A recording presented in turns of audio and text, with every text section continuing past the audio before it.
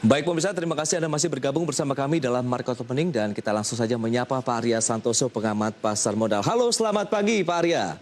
Selamat pagi Mas Pras, apa kabar? Halo, luar biasa hari ini baik. Pak Arya, seiring dengan sentimen yang juga luar biasa akan dicermati oleh masyarakat investor maupun traders di tanah air. Kita akan cermati yang pertama terkait dengan Pilpres di Amerika Serikat. Bagaimana analisis Anda begitu setelah Joe Biden sejauh ini masih memimpin, sementara klaim dari Trump sendiri pun tidak mau kalah bahwa dia yang menjadi pemenang untuk Pilpres Amerika Serikat. Bagaimana tanggapan Anda?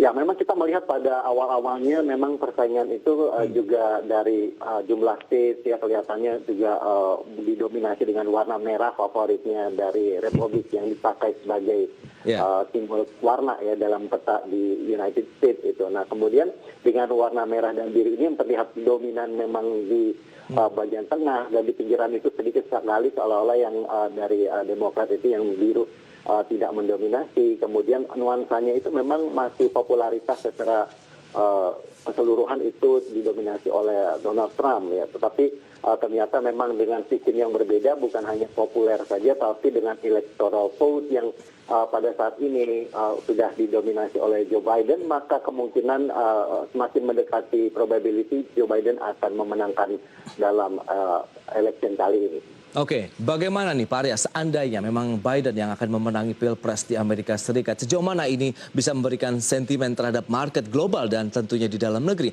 Akankah membawa angin segar atau justru sebaliknya?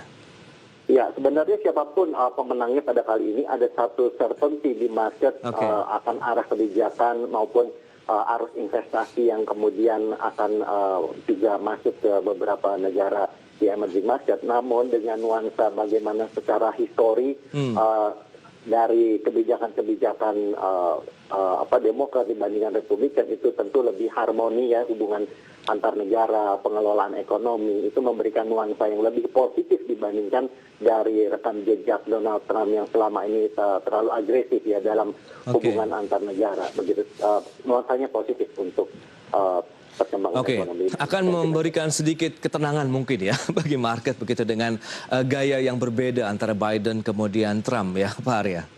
Ya, betul sekali. Tapi dampaknya terhadap market di dalam negeri bagaimana? Sementara rekan-rekan indeks lainnya di global Wall Street, Eropa, bahkan wilayah Asia justru bergerak positif, indeks harga saham gabungan justru melemah di atas 1%. Lebih kepada aksi profit taking kah yang terjadi karena level-level psikologis 5.200, 5.100 itu menjadi level yang bisa dikatakan level tertinggi untuk indeks harga saham gabungan saat ini. Ya, jadi pada saat kemarin itu dengan belum jelas gitu ya arah kemana, kelihatannya sentimen di dalam negeri itu belum terlalu terpengaruh dengan kondisi di Amerika. Jadi semalam Amerika sudah mulai terlihat arahnya, kemudian hari ini juga regional Asia juga sentimen yang dari Amerika itu cukup terbawa ya, sehingga nuansanya di Kuala Lumpur, di China, di Hong Kong, di Korea juga sudah di zona positif. Kelihatannya juga akan membawa satu angin segar ke bursa Indonesia di indeks harga saham gabungan kita dengan target pelemahan jangka pendek testing di 5.100, kemungkinan range-nya dari 5.100 sampai 5.200. Oh, masih tetap peluang 5.200 untuk pergerakan indeks. Ya, masih ada nuansa positif ya, walaupun memang data-data dalam negeri maupun sentimen domestik juga akan mempengaruhi. Tapi paling tidak secara jangka pendek ada sentimen positif untuk hari ini sampai sepekan ke depan. Di satu sisi kalau kita lihat dari beberapa agenda ekonomi antara kedua calon Pilpres begitu, ini kan berseberangan Pak Arya. Kalau kita lihat yang satu tetap ingin mempertahankan stimulus, kemudian melakukan pemotongan pajak baik individu maupun korporasi, sementara Biden sendiri akan lebih melakukan relaksasi nampaknya begitu. Menghapus beberapa kebijakan yang sudah diterapkan Trump selama ini Pak Arya. Bagaimana sih nanti akankah ini menjadi kontradiksi untuk perekonomian Amerika Serikat ke depannya? Memang ada perbedaan ya, jadi masing-masing dari gaya pengelolaan itu walaupun sejujurnya mereka masing-masing itu juga punya keinginan adanya prestasi dari masing-masing cara ya. Jadi style masing-masing itu sebenarnya demi kebaikan walaupun ada perbedaan begitu. Jadi ada kebijakan-kebijakan yang lama yang dianggap kurang baik atau kurang sesuai dengan kondisi saat ini, kemudian perlu disesuaikan. Niatnya atau motifnya itu sebenarnya landasannya adalah untuk kebaikan bagi dalam negeri United States sendiri.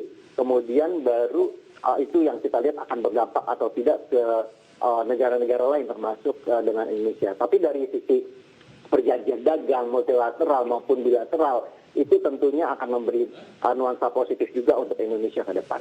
Baik, lantas bagaimana untuk investor maupun traders di dalam negeri dalam menyikapi kondisi ini begitu di mana persaingan semakin sengit begitu di Pilpres Amerika Serikat. Kemudian di satu sisi di dalam negeri pun masih menantikan data dari pertumbuhan ekonomi di kuartal 3 yang akan dirilis hari ini oleh Badan Pusat Statistik, Pak Arya.